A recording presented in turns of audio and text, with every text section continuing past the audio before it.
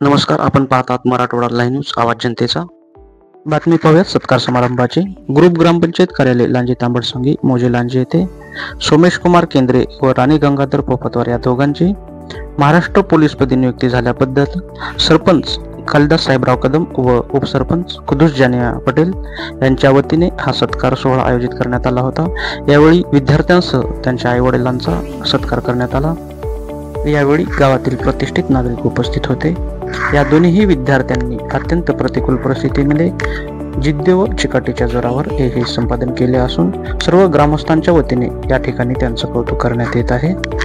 हा कार्यक्रम आयोजित करण्याचा मुख्य उद्देश म्हणजे जेणेकरून विद्यार्थी व्यसनाधीपासून दूर जातील व अभ्यास करून आपल्या आईवडिलांचा समाजामध्ये मान सन्मान वाढवतील, या उद्देशाने हा कार्यक्रम आयोजित करण्यात आला होता. जर पुढेही असे जर विद्यार्थी नोकरीला लागत गेले तर गावचा विकास होण्यासाठी जास्त वेळ लागणार नाही, अशा भावना यावेळी सरपंच कालिदास कदम यांनी व्यक्त केल्या.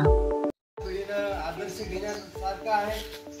म्हणजे अपेक्षा होती कुठंतरी गावात तर विद्यार्थ्यांना, गावातील लोकांना त्यांच्यापासून प्रेरणा मिळेल. त्यांच्यापासून इतर विद्यार्थी प्रेरणा घेऊन कामाला लागतील व गावाच्या विकासात, गावाच्या